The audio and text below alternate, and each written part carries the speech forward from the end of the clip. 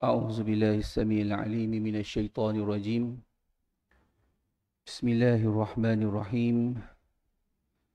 الحمد لله نحمده ونستعينه ونستغفره ونعوذ بالله من شرور أنفسنا ومن سيئات أعمالنا. من يهده الله فلا مضل له ومن يضلله فلا هادي له. أشهد أن لا إله إلا الله وحده لا شريك له وأشهد أن محمدا عبده ورسوله. اللهم أصلي وأسلم على سيدنا وحبيبنا محمد بن عبد الله وعلى أزواجه وآله وأصحابه والتابعين وتابعين لهم بإحسان إلى يوم الدين. اللهم فقهنا في الدين وعلمنا تأويل واهدنا صراطك المستقيم. اللهم افتح علينا فتوح العارفين وارزقنا فهم النبيين وحفظ المرسلين وإلهام الملائكة المقربين. اللهم افتح علينا حكمتك وانشر علينا min khazaini rahmatika ya arhamar rahimin. Amma ba'du. Assalamualaikum warahmatullahi wabarakatuh. Yang saya hormati Tuan Imam Bilal Ali Jawatankuasa Masjid Kampung Salak Tinggi, Ashabul Fadilah, tuan-tuan guru, asatizah, yang juga saya muliakan, ibu-ibu, ayah-ayah, abang-abang, kakak-kakak, adik-adik, jemaah masjid dalam lindungan dan rahmat Allah Subhanahu wa taala. Moga-moga kita mendapat barakah dalam saatul kunus dia panggil. Waktu ni panggil waktu perbendaharaan, waktu berkat kan, kunus. Kanzun min kunus kan, belajar dengan guru kami dulu. Ni waktu berkat kan, antara maghrib dengan isyak. Jadi kita isi dengan majlis ilmu yang bertajuk masalah baik dan lebih baik daripada kitab Aqidah Al-Mukhtasar Al-Mufid fi Syarhi Jawharati Tauhid. Kebetulan kita menepani isu Palestin kan. Saya pun banyak ditanya oleh orang luar sana tentang isu yang sama juga. Tapi khutbah Selangor tadi pun dah cantik dah, kena tepat pada masanya kan, tentang doa kan. Okay. Dan kenalah dengan tajuk pada malam ni saya cuba kaitkan insya-Allah. Kita dah masuk matan ke 51 dan 52 daripada 144 bait. Dia dalam bentuk nazam, syair yang ke-51 dan 52 berkenaan dengan perkara baik dan lebih baik dalam akidah Islam. Solah wal aslah. Siapa yang ada pengalaman belajar tentang kumpulan-kumpulan akidah dalam Islam, isu ini menyentuh perbezaan pandangan antara kumpulan Ahlus Sunnah wal Jamaah dan Mu'tazilah. Tapi ada orang tanya, Ustaz, ni Mu'tazilah mana ada dah lah ni? Meninggal habis dah semua kan? Mungkin kan? Mungkin kita katakan begini. Tokoh-tokohnya, pengikut-pengikutnya dah meninggal. Tapi fikrah, ideologi, falsafah, pemikiran masih ada lagi, tuan-tuan dan puan-puan ibu-ibu, ayah-ayah kan, adik-adik kan, ada lagi. Itu yang kena mengaji. Sebab tu Quran, sunnah bukan nak pegang pada zaman baginda Nabi kan, 1400 tahun yang lalu, nak bawa sampai ke akhirat. Kan, kekal. Itulah panduan kita. Begitu juga ajaran-ajaran yang dipetik kan, ilmu-ilmu yang dipetik daripada Al-Quran dan As-Sunnah, dan juga akwal para ulama mujtahid yang muktabar. Kan, kita bukan petik daripada AI kan, Google. Tidak, ini ulama yang muktabar, yang diiktiraf keilmuan mereka, kezuhudan mereka, wara' mereka, pengamalan mereka kan. Ini dia. Kan. Jadi apa yang kita belajar ni tadi adalah daripada sumber-sumber muktabar, daripada nakli dan akli. Nakli apa? Nakli itu yang nakal, yang dipindahkan. Iaitulah Al-Quran dan As-Sunnah akli daripada pemikiran yang betul, yang ada asas, mantik, logiknya. Kan? Yang banyak berlaku di luar sana pasal-pasal ideologi itu, mantik dia bertabur. Kan? Mantiknya menolak agama, menolak akhlak, menolak syariah. Itu tak boleh. Jadi akidah, syariah, kan, sistem ilmu dalam Islam, dia selari nakli dan akli dia. Tak bercanggah. Alhamdulillah. Baik. Qala musannifu rahimahullahu ta'ala nafa'ana Allah bihi wa bi'ulumihi li sa'adati daraini. Ya, kata Syekh Almarhum Ibrahim Al-Laqani, rahmat Allah ke atasnya.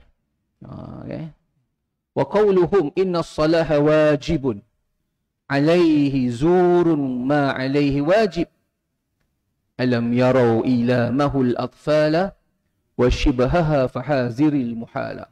Maksudnya, kata mereka, ni kata Mu'tazilah, kata golongan yang ikut pemikiran Mu'tazilah, satu kumpulan yang menggunakan akal, kan, untuk mengukuhkan agama, menjadi sandaran dalam perkara agama. Dia melebihkan akal. Macam kita melebihkan wahyu. Kan, sebab kita tahu akal ada had dia. Akal ada dia punya limitasi. Kan, banyak benda yang akal tak boleh fikir. Kan, Alhamdulillah, banyak juga yang boleh fikir. Tapi bila nak kaji hakikat ketuhanan, nak kaji perkara gaib, perkara masa lalu, perkara akan datang, tak mampu akal. Kan? Kita hanya boleh dapat apa yang kita tahu je. Kan? Sekadarnya. Kan? Habis tu Ustaz, ramalan cuaca? Ya, ramalan cuaca. Kan? Kita gunakan segala teknologi kita, betul. Kan? Tapi kalau kun fayakun, tukar juga. Kan? Itu kata had akal. Kan, sekadarnya. Kan. Jadi ini golongan yang Mu'tazilah ni, dia melebihkan akal daripada nakal tadi tu. Dan bagi mereka, sesungguhnya berlaku baik itu wajib atasnya. Dia mewajibkan Allah Ta'ala buat benda baik. Manusia mewajibkan Allah buat benda baik. Wih, biar betul. Manusia mewajibkan, bukan Allah mewajibkan manusia. Nampak? Situ pun kita dah nampak, dah canggung dah. Ada benda tak kena situ. Kan? Okay? Itu palsu. Nampak? Itu kata Syekh kita. Kan? Itu palsu. Tidak wajib atasnya.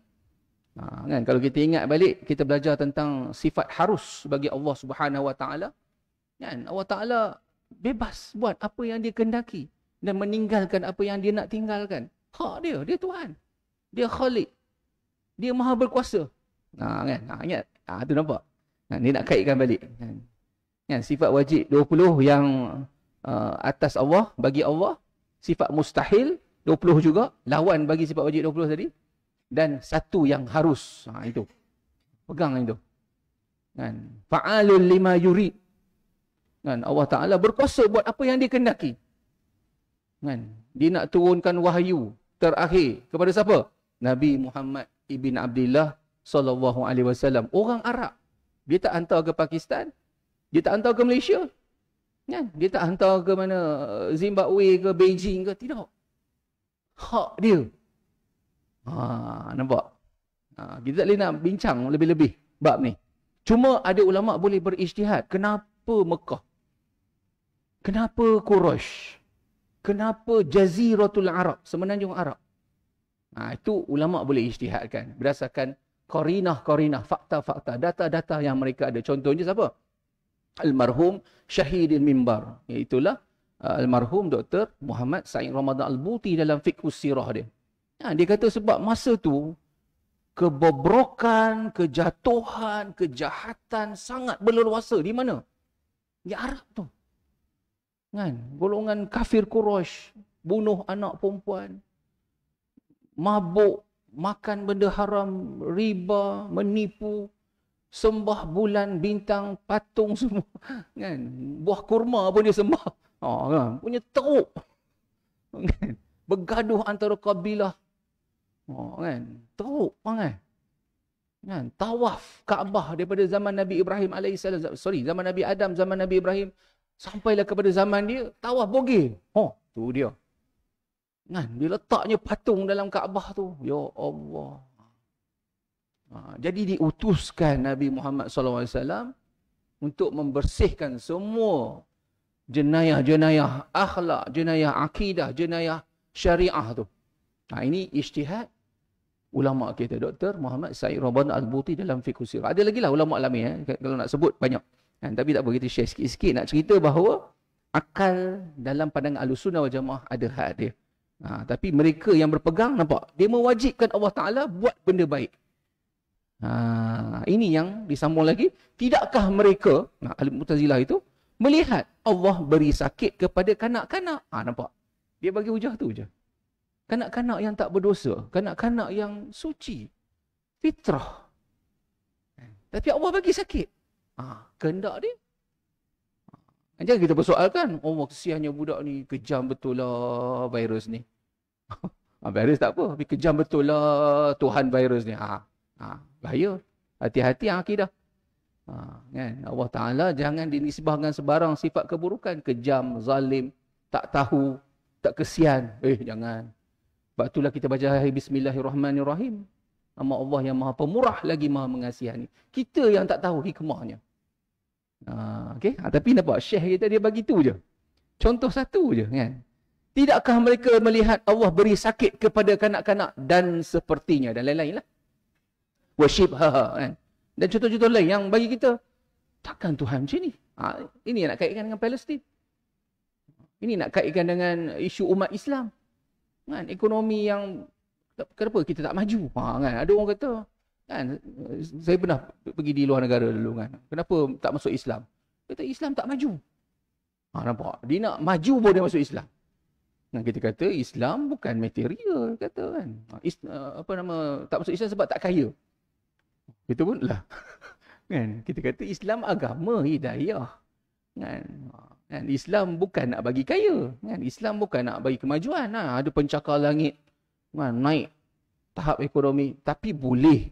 Tapi bukan secara mubasyarah. Directly. Indirectly ya betul. Apabila kita beramal. Kita menjaga akidah syariah kita. Sistem kehidupan. Bolehlah. Tapi directly tidak. Itu bukan maqasid Islam. Kan? Maqasid Islam kan. Tujuan syarak. Kalau kita belajar maqasidus syariah kan. 5 tu kan. Hifzuddin. Kan? Hifzun nafs. Kan? Jaga agama. Jaga nyawa. Kan? Menjaga keturunan. Kan? Menjaga akal. Itu yang tak boleh minum arak. Kan? Dan last sekali menjaga harta. Kan? Tapi bukanlah tujuan Islam tu jadi satu agama yang apa? Bawa kepada keuntungan Bitcoin. Kan? Tidak. Kan? Jadi kaya kan. Masuk Islam bagi syahadah terus. Dalam akaun buka-buka 3 juta masuk. Tidak. Ini semua falasi. Ini semua salah faham tentang agama kita. Kan? Jadi benda macam inilah kita kena jelas. Agama itu apa? Tuhan itu siapa? Rasulullah SAW itu siapa? Jangan akal kita tipu kita. Ini masalah bila guna akal melampaui batas yang dibenarkan oleh syarak. Kan? Fahaziril muhala. Nampak? Kata Syekh kita, maka hati-hati, hazir. Hati-hati daripada perkara-perkara yang mustahil ini. Muhala. Mustahil. Sebab tak logik. Tak boleh sambung, tak boleh connect the dot. Premis A, premis B, tak sambung. Kan? Tak boleh nak sambung. Okey? Baik, kita tengok syarah dia. Syarah dia oleh Syekh Mukhtasar Mufid kita, penulis Mukhtasar Mufid kita, iaitu almarhum Syekh almarhum Dr. Nuh Ali Salman Al-Qudah, mantan mufti Jordan dulu dihuraikan Di dunia ini bercampur di antara perkara baik dan buruk. Nampak? Semua manusia dapat merasakan demikian. Tahu tak? Macam mana saya sebut tadi?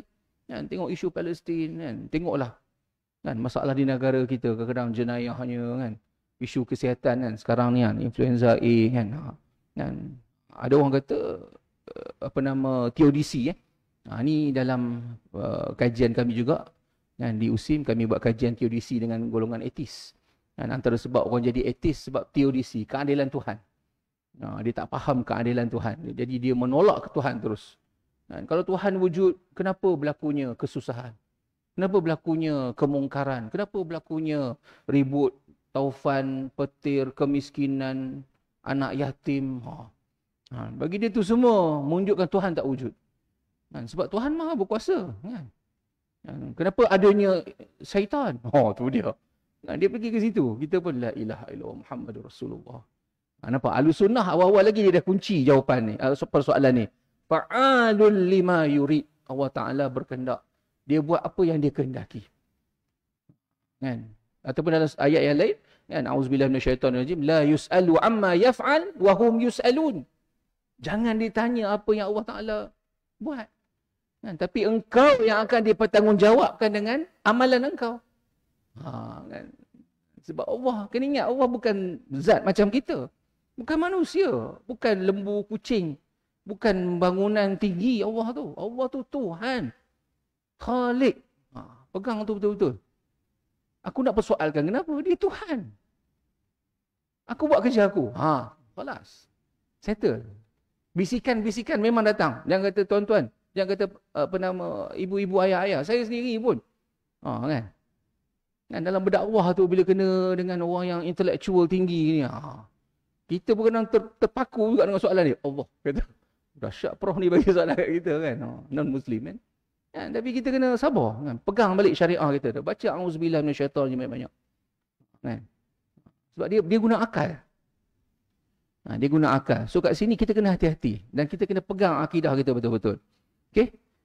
Semua manusia dapat merasakan ada benda baik, ada buruk dalam dunia ni kan. Tetapi apakah perkara baik dan apakah perkara buruk? Nampak? Ada sistem yang menentukan baik dan buruk tu. Soalan ini menjadi perselisihan di antara manusia dari segi jawapannya. Tanya orang Melayu, ni kan. Tanya orang Selangor, tanya orang Perak, tanya orang Cina, India. Kan ada sistem budaya. Itu pun penentu baik buruk. Kan? Negara ada sistem baik buruk. Kan? Semua ada undang-undang, kaedah masing-masing. Kan? Baik di Malaysia tak semestinya baik di Brunei. Kan? Baik di Selangor tak semestinya baik di Sarawak. Kan? Bahasanya berbeza, budayanya. Kan? Pakaiannya. Kan? Masuk rumah supervisor di UK kan. Tak sedar kan, kita duduk baru minggu pertama kan, supervisor ajak datang rumah kan. Kita masuk rumah biasa pecat kasut. Digelak kan. No need. Come in kan. Wear the shoes. Kita tak sedar kan, nampak. Kita pun ya Allah. Kan, aku bukan tanah Malaysia kan, bukan rumah orang Muslim kan. Tak apalah. Kan, pakai balik kan. Malu kita. Nampak? Baik dan buruk berbeza-beza ikut tempat, masa, kan, budaya kan. Jadi benda ni yang kita nak tengok. Yang penting kepada kita di sini ada 4 perkara kata Syekh. Pertama, dijelaskan keterbatasan akal dan panca indera. Itu yang first. Betapa manusia ni akal dan panca inderanya kan, melihatnya, dia mendengarnya, dia baunya, dia merasa dengan lidahnya, menyentuh dia tu terbatas. Itu yang macam saya ni, nampak deria mata saya dah, melihat saya dah terbatas. Kena pakai spek mata kan, kena pakai kan. Apa lagi, ada orang dia ada masalah pendengaran, kena pakai alat dah. Kan. Okey, jadi semuanya terbatas. Oleh itu, perkara baik bagi seorang manusia ialah perkara yang sedap. Dia makan, dia rasa sedap. Dia bau wangi, dia rasa suka. Seronok. Tidak ada implikasi buruk sekarang atau akan datang. Ini bagi dia baik. Perkara buruk atau jahat pula ialah sesuatu yang ada implikasi tidak baik masa kini ataupun masa akan datang. Ini basic lah. Umum kita bagi definisi. Perkara seronok dan sedap pula ialah sesuatu yang disukai oleh panca indera dan akal. Selalunya kita letakkan panca indera dan akal kita lah nak menentu sedap, seronok, suka tu. Kan? Implikasi tidak baik ialah sesuatu yang mengganggu akal ataupun mengganggu salah satu panca indera. Bau tahi kan, busuk. Kan? Bunyi mercun. Kan? Anak kita nak tidur kan, bising. Nampak? Jadi tak seronok. Bagi kita jahat. Contoh. Contohnya makanan halal lagi baik adalah sesuatu yang baik sekiranya orang yang makan tidak melampaui batas. Ini satu contoh lagi. Kan, makanan yang keji, of course, adalah tidak baik. Begitu juga makanan yang haram. Itu yang pertama. Konsep nak menentu baik dan buruk berdasarkan akal dan panca indera. Tapi, kita tahu akal dan panca indera kita terbatas. Pertama. Kedua, campur bau antara perkara baik dan buruk di dunia ni. Bercampur bau, kan? Kita keluar dari masjid ni, kan, macam-macam benda kita dapat lihat, kan? Jadi anda tidak dapati dalam urusan dunia ini baik dari segala aspek seperti yang disebut sebelum ini, tidak juga buruk dari semua aspek. Kan? Bahkan ia bercampur bau di antara baik dan buruk. Dunia ni, Dan hukum baik dan buruk pula dilihat kepada yang lebih dominan. Sesuatu yang baik itu lebih nyata dan dominan, maka dihukumkan baik. Sebaliknya, jika nyata dan dominan yang buruk, maka dikatakan tidak baik. Contoh apa? Dalam urusan agama, dia bagi contoh tu, urusan agama atau akhirat. Kan? Itu kita dapati baik itu secara mutlak. Seperti orang yang diberi rezeki oleh Allah mengenalnya, lalu mendekatinya dan mengingatinya. Kan? Ini adalah kesedapan, kebaikan yang segera sebelum merasai kelezatan yang akan datang. Contoh, kalau kita pergi pasar malam, kan? Ada orang tak tutup aurat, kan? Ada orang tipu, timbangan, kan? Ada orang, apa lagi? Curi, cara tak sedar, kan? Apa lagi? Buang sampah kata-kata, kan? Tapi dominannya bagus. Pasar malam tu, kita nak membantu ekonomi masyarakat. Nampak? Bercampur-campur bau. Kan? Apa lagi? Banyaklah kalau kita tengok di luar sana, kan? Bank, kan? Ada perbankan Islam, ada yang konvensional, yang masih lagi ada unsur-unsur yang haram, kan? Apa lagi? Dan internet, kan? Penggunaan internet dan AI, kan? Kalau guna baik, insya-Allah lah, elok lah. Tapi kalau guna untuk apa? Kan? Untuk porno, untuk apa lagi? Untuk mencuri data, kan? Untuk pecah masuk, hack orang punya account, scammer, tak baik. Benda ni, tapi dominan yang orang guna untuk benda baik. So, situlah, kan? Di luar sana, banyak baik dan buruk ni bercampur bau. Kan? Jadi, terlihat contoh, kan? Allah Ta'ala, Nabi pernah bersabda, kan? Solat, kan? Tentang solat, kan? Wa ju'ilat qurratu aini fis solah. Nak cerita bahawa dalam dunia ni ada benda baik. Iaitulah bagi Rasulullah SAW, solat. Dijadikan penyejuk mata hatiku dalam solat. Sebab tu Nabi suka bersolat. Suka pun Nabi solat, sedih pun Nabi solat, kan? Susah pun Nabi solat. Solat tu satu ubat bagi baginda Nabi SAW. Riwayat Imam Ahmad, Imam Nasa'i dan lain-lain.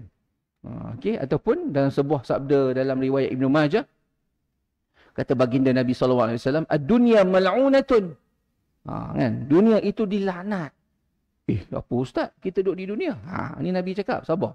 Mal'unun ma fiha. Kan? Dilaknat segala isinya. Illa, nampak? Ada istisna, ada pengecualian.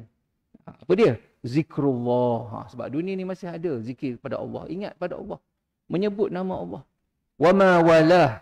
Dan perkara-perkara berkaitan dengan zikir pada Allah tu. Solat, umrah, kan? Cerita tentang, yalah, pengajian ilmu, agama, kan? Semua. Wa aliman au muta'alliman. Orang alim, para asatidzah dan juga mereka yang belajar ilmu agama. Riwayat Ibn Majah. Nampak? Cerita di dunia ni bercampur-campur. Kan? Ada benda baik, ada yang benda tak baik. Kan? Okey, ketiga, ilmu manusia yang terhad. Ni pun satu lagi. Kan? Tadi, akal dan panca indera. Kan? Kita terhad. Ilmu kita terhad. Ilmu manusia tidak dapat meliputi semua bentuk manfaat suatu perkara dan keadaan. Sekarang atau akan datang. Zahir dan batin. Kan? Mana ada orang yang boleh mendabik dada, dia tahu semua? Tak ada. Baginda Nabi SAW pun bila ditanya macam-macam soalan, kan? Contohnya soalan tentang ruh. Kan? Sebut dalam Quran, wa yas'alunaka 'anir ruh. Apa jawapan dia? Kan? Kullir ruhu min amri rabbi wa ma utitu minal ilmi illa qalila. Kan? Ditanya kepada Nabi Muhammad tentang apakah hakikat ruh. Allah Ta'ala memerintahkan Rasulullah SAW jawab, ruh itu adalah urusan Tuhan. Kan? Bukan urusan manusia. Bukan urusan makhluk lain. Tuhan. Kan? Dan kamu semua tidak diberikan ilmu melainkan hanya sedikit. Khalas. Okay? Begitu juga ilmunya tidak dapat meliputi keburukan dan kemudaratan satu perkara atau keadaan. Nampak? Kan? Kita mungkin boleh tahu, tapi taklah 100%, 200%. Maybe sikit je. Kan? Bentuk-bentuk kebaikan sangat banyak. Ada kebaikan yang nyata. Kan? Kita nampak. Kan? Bagi makan orang miskin. Nyata. Kan? Kita tengok tolong orang yang terjatuh. Kan? Kita angkat dia, kan? Papah dia balik. Kan? Ada orang rumah dia terbakar, kita bagi bantuan kan, selamatkan dia. Kan? Baik. Tapi ada kebaikan yang bersifat simbolik. Tak jelas. Kan? Kita tak tahu. Kan? Tapi benda tu baik. Kan? Begitu juga bentuk-bentuk kejahatan. Kan? Sesuatu yang dianggap baik dari satu sudut, boleh jadi tidak baik dari aspek yang lain. Nampak? So ilmu kita terbatas. Okay? Keempat, sudut pandang yang berbeza-beza. Ini satu lagi yang kita kena perincikan juga, kena lihat juga. Kan? Sebelum kita melatah ataupun kita komen tentang satu perkara. Kan? Perkara dianggap baik oleh seseorang, boleh jadi tidak baik menurut pandangan orang lain. Demikian sebaliknya. Kan? Especially benda yang berkaitan dengan estetika ataupun minat, kecenderungan. Kan? Kita suka bola. Kan? Kawan kita mungkin suka bowling. Kan? Ataupun kawan seorang lagi suka main golf. Kan? Tak boleh kita kata wajib main bola. Tak boleh main golf, tak boleh main bowling. Tak boleh. Kan? Dia suka melukis. Kan? Seorang lagi suka bersyair. Kan? Seorang lagi suka matematik. Kan? Tak boleh, semua kena suka matematik. Tak boleh. Kan? Kan? Jadi semua tu adalah perkara yang relatif. Okay? Dia subjektif, bergantung. Okay? Semua perkara yang bercampur aduk ini menjadikan manusia sukar menghukum terhadap satu perkara itu sama ada baik atau tidak. Melainkan hukuman yang dinyatakan oleh hukum syarak dengan menetapkan salah satunya. Melainkan benda yang qata'i. Ini panggil qata'i syarak. Syarak dia jaga benda yang qata'i. Zonni pun ada juga. Tapi itulah kita kena serahkan kepada para alim ulama kita lah, mufti kita lah, untuk bagi penjelasan hukum tu. Kan? Contohnya perkara yang khilafiyah. Kan? Kan? Ada setengah tempat tak nak baca zikir lepas solat. Tak apalah. Kan? Tapi kita di Selangor, ini fatwanya kena buat. Kan? Doa lepas solat. Kan? Apa lagi? Kita ada malam Jumaat kita ada amalan tertentu. Kan? Kan? Jadi setengah orang tak nak buat. Tak apalah, itu hak dia. Kan? Jadi benda macam ni kena diselesaikan dengan merujuk kepada syarak. Hukum-hukum kaedah fiqh yang telah menetapkannya. Allah Subhanahu wa taala berfirman dalam suratul Baqarah ayat 216, kutiba alaikumul qital wa huwa kurhul lakum wa asa an takrahu syai'an wa huwa khairul lakum wa asa an tuhibbu syai'an wa huwa syarrul lakum wallahu ya'lamu wa antum la ta'lamun. Maksudnya kamu diwajibkan berperang. Ini cerita zaman dulu. Kan? Untuk menentang pencerobohan. Sedangkan kamu benci peperangan. Nampak? Siapa suka peperangan? Kan? Bunuh, mati. Kan? Yang suami, yang isteri hilang suami. Kan? Yang mak ayah hilang anak. Kan? Siapa suka perang? Dan boleh jadi kamu benci kepada sesuatu padahal ia baik bagi kamu. Allah Ta'ala sebut. Kan? Wa asa an takrahu syai'an wa huwa khairul lakum. Kan? Sebab dengan perang tu pula boleh jadi baik. Sebab dia akan membebaskan daripada ancaman, penjajahan, pembunuhan, penindasan. Situ pula. Tapi boleh jadi kamu suka pada satu perkara padahal ia buruk bagi kamu. Boleh juga. Kan? Kalau pergi perang tu untuk kita pula jajah orang lain. Kita pula nak mencuri, merompak harta dia. Tak boleh juga. Nampak? Allah Ta'ala maha bijaksana ke sini. Kan? Wallahu ya'lamu wa antum la ta'lamun. Sebab itulah, dan ingatlah, Allah jualah yang mengetahui semuanya itu, sedangkan kamu tidak mengetahuinya. Diberikan contoh lagi. Allah menceritakan kepada kita kisah Nabi Musa AS bersama dengan Khadir. Nabi Khadir AS. Dalam kisah itu pelbagai perkara yang berlaku. Zahirnya tidak baik dilihat sekarang. Sedangkan daripada batinnya, kebaikan untuk masa akan datang. Kita baca suratul Kahfi kan. Ada 3 cerita kan tentang perahu yang dibocorkan oleh Nabi Khadir. Nabi Musa tanya, kenapa ni? Elok-elok perahu tu dibocorkan. Nampak? Dia tak tahu kisah dia. Hikmah dia. Dibunuh budak kecil. Apa lagi? Dibetulkan. Dinding yang dah nak roboh. Rumah nak roboh, dibetulkan pula. Kata Nabi Khadir ni pelik betul. Nampak kan? Kita tengok dengan pandangan kasar, dengan akal yang sangat limited ni. Kan? Sangat terhad ni. Kan? Kita rasa tak betul tu ni. Tapi ingat, dia adalah seorang Nabi. Ataupun dia adalah seorang yang mendapat ilmu daripada Allah Subhanahu Wa Taala. Dia melihat lagi jauh. Diceritakan lepas tu. Itu boleh baca dalam surah Kahfi lah. Panjang pula cerita nanti. Dari sinilah dan dengan limpah kurnia orang mukmin akan memperoleh kemenangan di akhirat dengan bersangka baik kepada Allah. Nampak? Kena sentiasa husnuzan billah. Dalam sebuah hadis kursi, Kan? Allah Ta'ala menyebutkan oleh baginda Nabi SAW, Anna inda zanni abdi bi. Kan? Aku mengikut zon, sangka oleh hamba-Ku terhadap-Ku. Kan? Tapi kita diharamkan sangka buruk dengan Allah Ta'ala. Tak boleh. Mana boleh? Kan? Sebab Allah Ta'ala itu Ar-Rahman Ar-Rahim. Kan? Dialah raja segala raja. Kan? Dialah penguasa. Dialah pemberi. Kan? Dialah yang pembalas. Kan? Jadi kita kena sangka baik. Okay? Orang mukmin melihat semua perkara yang berlaku ke atas dirinya baik belaka. Nampak? Sama ada dia tahu aspek kebaikannya atau tidak. Melainkan perkara yang hukum syarak telah tetapkan sebagai keji dan buruk. Nampak? Apa-apa pun kena balik kepada timbangan syarak. Janganlah tiba-tiba kan, benda yang syarak tegah dan larang pun sebab ditimpakan ke atas dia, kan, bagi dia itu baik. Tak boleh. Kan? Contoh jumpa duit tengah jalan kan. Ni Allah nak bagi kat aku ni 3 juta. Kan. Ni Allah nak bagi kat aku ni. Tak boleh. Dalam syariat ada luqatah, harta jumpa. Jadi kita pun kenalah buatlah iklan kan, bagilah pada ulul amri ke, kan, masjid ke, kampung ke, balai polis ke, kan. Mana boleh senang-senang kan. Macam tu kan. Ingat semua Allah Ta'ala bagi kat aku. Jangan. Kan, takut orang tu kan, dia tengah dalam perjalanan terjatuh barang dia kan. Kan? Jadi macam tu jangan mudah-mudah kan, tak ikut syariat kan. Okey. Namun tidak harus sehingga kepada peringkat seorang menyebut wajib ke atas Allah membuat satu perkara yang baik untuk manusia atau lebih baik. Ini. Okey. Kita tahu Allah buat benda baik, tapi jangan kita kata wajib ke atas Allah. Kita nak paksa Allah Ta'ala buat benda baik. Tak boleh. Ini akhlak, adab dengan Tuhan. Kan? Sebab kita yang perlu pada Allah. Kan? Ya ayuhan nas antumul fuqara'u ila Allah wallahu huwal ghaniyul hamid. Kan? Wahai manusia, kamu yang fakir. Fakir ni apa? Fakir ni kalau ikut dalam maksud bahasa Arab dia lagi bawah daripada miskin. Kan? Yang sangat tak ada apa-apa. Kan? Tapi berhajat kepada Allah Subhanahu Wa Taala. Dan Allah Ta'ala lah yang maha kaya, ghani dan maha terpuji. Dan bila balik kepada sifat Allah Ta'ala, ghani tu, jangan pandang macam kita faham kita manusia ghani tu. Kan? Ada harta, ada aset. Kan? Di apa? Kalau tengok cerita Piramli kan, go ahead, go stand kan. Kan? Negara, macam-macam negara lah disebutnya harta tu. Kan? Ismet Ulam Raja kan. Bukan yang tu. Bila kata Allah Ta'ala ghani, dia tak perlu apa-apa. Dia maha kaya.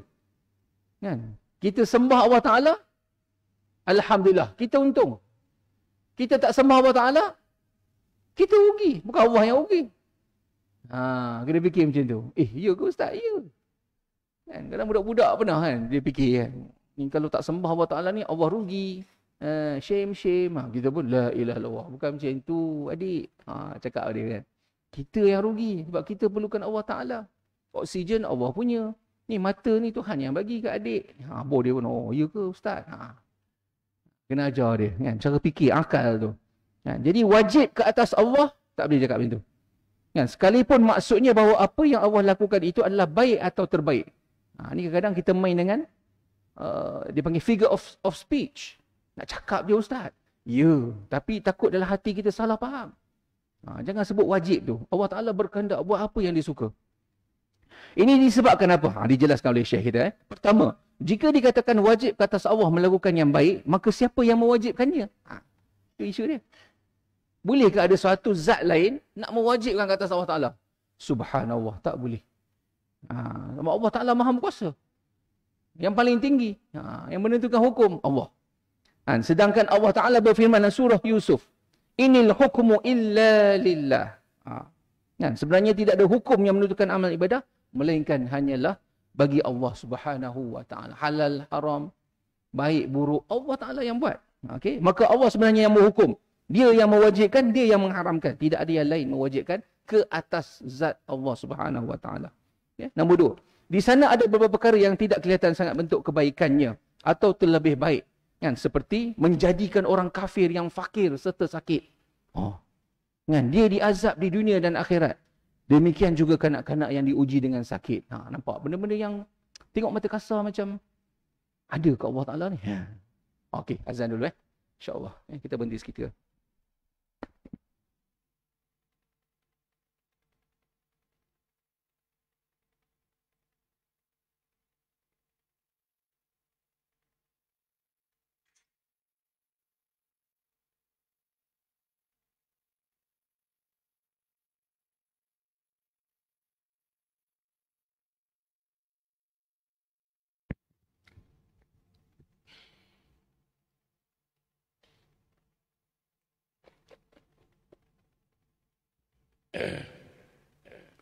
Subhanallah, alhamdulillah, wa la ilaha illallah, wa la hawla wa la quwwata.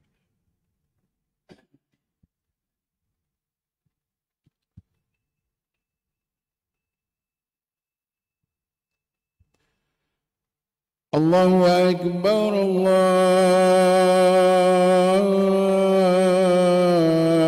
akbar. Allahu akbar,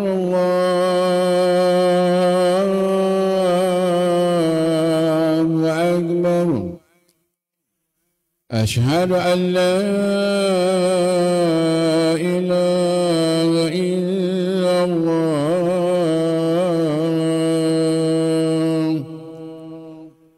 Asyhadu an la ilaha illallah.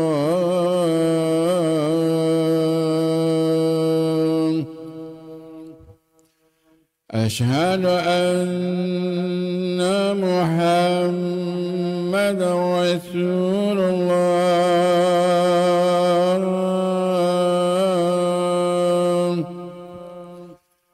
Asyhadu anna Muhammadan Rasulullah.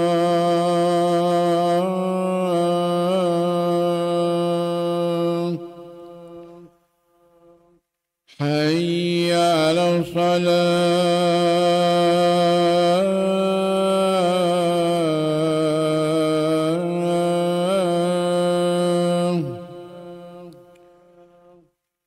Hayya 'ala salat.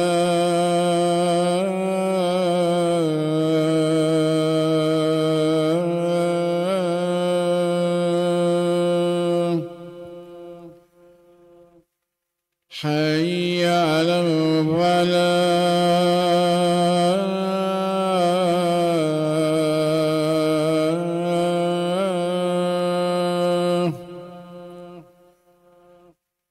Hayya 'ala falah.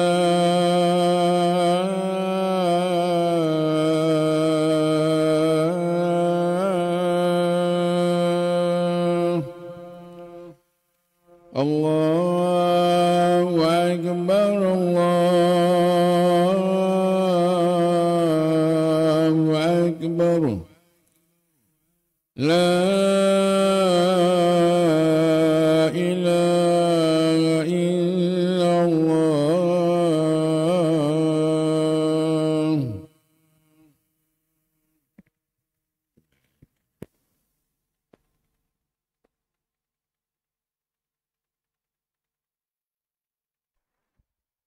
Amin, amin, amin ya rabbal alamin.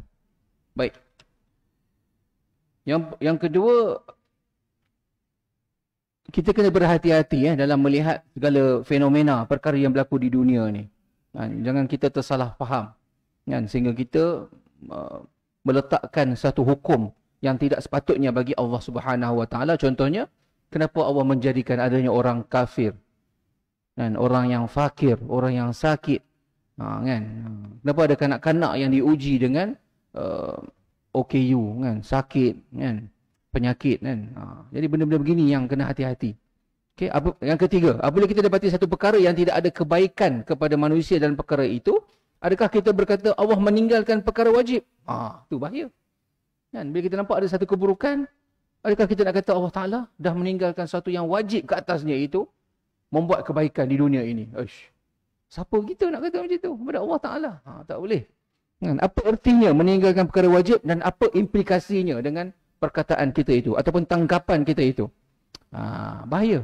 Oleh sebab itulah ahli sunnah wal jamaah tidak bersetuju dengan pandangan Mu'tazilah yang mengatakan melakukan perkara terbaik itu wajib ke atas Allah Ta'ala kepada hambanya. Tak boleh. Walau apa sekalipun takwil mereka mengenainya. Dia banyak takwil. Kerana pandangan tersebut dianggap liar. Tak ada kekang. Tak ada batasan. Tak ada hormat. Tak ada adab dengan Allah Ta'ala. Dan tidak layak dengan sifat Allah Subhanahu Wa Ta'ala yang mulia. Tak boleh. Kita bersangka baik dengan Allah Ta'ala dan kita berkata apa? Ni saya sebut dah ayat ni tadi. Syekh sebut pula. Dan surah Al-Anbiya ayat yang ke-23. A'udzubillahi minasyaitonirrajim. La yus'alu amma yaf'alu wa hum yus'alun. Maksud dia, Allah Subhanahu wa taala tidak boleh tanya tentang apa yang dia lakukan. Sedang mereka lah manusia yang akan ditanya kelak pada hari akhirat nanti. Kita yang kena jaga perbuatan kita, pandangan kita, percakapan kita. Sebagai sampingan, tambahan. Masalah inilah yang menjadi sebab berpisahnya kita punya pengasas mazhab Al-Asy'ariyah, iaitulah Abul Hasan, Syekh Abul Hasan Al-Asy'ari, iaitu Imam Al-Asy'ariyah, daripada gurunya yang juga bapa tirinya, iaitulah Abu Hashim Al-Jubai, Abu Ali Al-Jubai Al-Mu'tazili. Apa cerita dia? Ni dialog dia. Abul Hasan Al-Asy'ari bertanya kepada ayah tirinya ataupun gurunya Al-Jubai dalam kelas pengajarannya, apa yang kau katakan mengenai 3 orang bersaudara? 3 orang tiga. Pertama, salah seorang mati ketika dewasa, taatkan Allah Subhanahu Wa Taala. Orang yang baik tapi meninggal ketika dewasa. Yang kedua, mati dewasa juga tapi derhakakan kepada Allah Subhanahu Wa Taala. Ahli maksiat lah. Yang ketiga, mati ketika kecil. Kan? Kanak-kanak tak mukallaf, kan? Tak baligh lagi pun meninggal. 3 Pertama, dewasa, ahli taat, ahli ibadat. Kedua, dewasa, ahli maksiat. Ketiga, kanak-kanak, tak mukallaf. So Abu Ali Jubai menjawab, yang pertama, diberi balasan syurga sebab dia ahli taat. Yang kedua, diazab dalam neraka sebab dia ahli maksiat. Yang ketiga, tidak diberi pahala dan tidak diazab. Pula kanak-kanak tak diberi pahala, tak diazab. Sebab orang Mu'tazilah, dia ada satu daripada dia punya rukun, rukun prinsip Mu'tazilah tu, dia panggil al-manzilatu bainal manzilatain. Satu tempat daripada 2 tempat. Satu tempat antara syurga dan neraka. Inilah. Jadi Abu Hasan Asy'ari menjawab, jika orang ketiga bertanya kepada Allah, wahai Tuhan, kenapa engkau matikan aku ketika kecil dan engkau tidak biarkan aku sehingga dewasa, lalu aku boleh taat kepadamu dan dimasukkan aku ke dalam syurga? Apa jawab Tuhan? Nak tanya pada Abu Ali Jubai, guru dia. Jawab Abu Ali Jubai, Allah menjawab, aku tahu kalau engkau dewasa, engkau akan derhaka. Maka engkau akan masuk neraka. Maka yang terlebih baik, aslah, bagimu ialah engkau mati kecil. Dia jawab gitu. Okay. Maka tanya lagi Abu Hasan Asy'ari. Jika yang kedua pula berkata, yang kedua yang tadi tu, dewasa yang ahli maksiat. Wahai Tuhan, kenapa engkau tidak matikan aku ketika kecil, supaya aku tidak masuk neraka? Apa jawab Tuhan? Kena soalan tu, Abu Ali Jubai tercengang. Sudah. Aku nak buat macam mana? Kan? Tidak dapat menjawab soalan Abu Hasan Asy'ari itu. Dan terus Abu Hasan Asy'ari meninggalkan mazhab Mu'tazilah.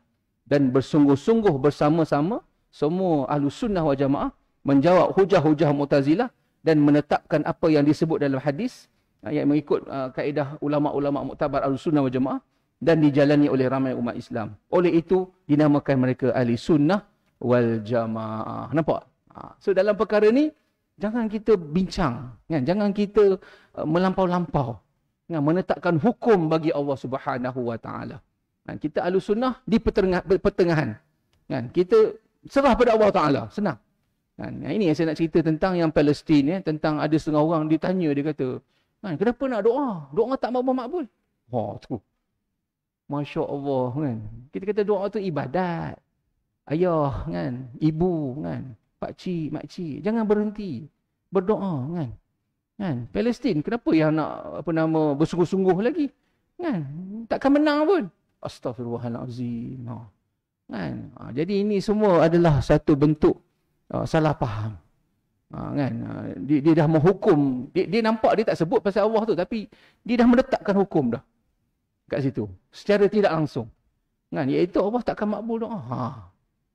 Kan, jadi benda begini yang kita kena berhati-hati, kan. Jangan mudah dimainkan, dihasut, kan, dikaburkan tentang bagaimana konsep akidah tu, kan. Doa jangan berhenti, kan, jangan berhenti, kan. Hatta kita dah hilang seluruh keupayaan kita, kan, panca indera kita, tangan kaki kita, doa jangan berhenti, ibadat jangan berhenti, kan. Kena sentiasa bersangka baik kepada Allah Subhanahu wa taala, berusaha semampunya, kan. Sebab tu dalam sebuah hadis lain, kan, kita jangan menghina, jangan meringan-ringankan benda yang ma'ruf kan. Apa sebut baginda Nabi SAW? Wala tahkiranna bil ma'rufi syai'an.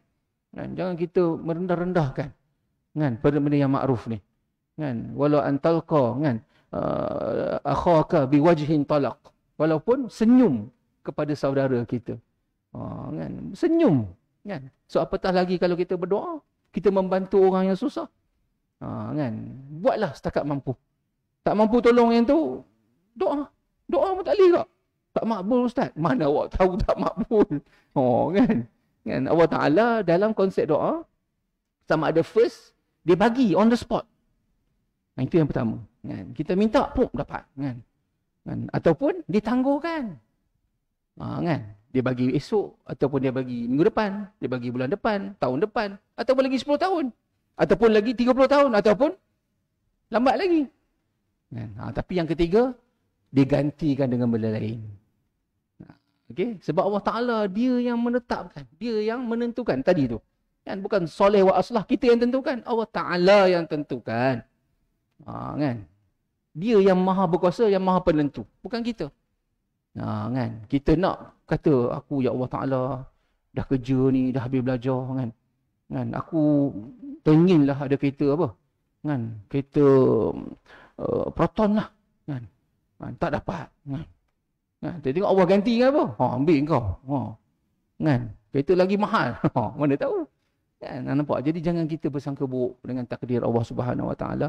Tapi benda ni memanglah mainan iblis kan, mainan nafsu. Kan? Moga-moga kita dapat menanganinya, dapat melawan benda-benda yang buruk ni, dan sama-samalah kita berada atas jalan Islam, akidah kita, syariat kita, akhlak kita, insya-Allah taala. Baik, setakat itu saja dahulu. Aku lu qauli hadza, astaghfirullahal azim li wa lakum wa lisairil muslimin muslimat wal mu'minin wal mu'minat mu'allim mu'allimat al ahya'i minhum wal amwat. A'udzubillahi minasyaitonir rajim. Bismillahirrahmanirrahim. Alhamdulillah bil alamin wassalatu wassalamu ala asyrafil anbiya'i wal mursalin wa ala alihi wa sahbihi ajmain. Allahumma anfa'na bima 'allamtana wa 'allimna ma yanfa'una warzuqna ilma wa fahma wa 'amalan mutaqabbala. Allahumma ahsin 'aqibatana fil umuri kulliha wa ajirna min khizyi dunya wa 'azabil akhirah. Allahumma akhtimna bi husnil khatimah ya Allah wa la takhtim 'alaina ya Allah bi su'il khatimah. Rabbana atina fid dunya hasanah wa fil akhirati hasanah wa qina 'azaban nar. Wa sallallahu ala sayyidina Muhammadin nabiyil ummil karim wa ala alihi wa sahbihi baraka wa sallama tasliman katsira walhamdulillahi alamin. Amin ya rabbal alamin. Wassalamualaikum warahmatullahi wabarakatuh. Ila liqa. Jom kita solat.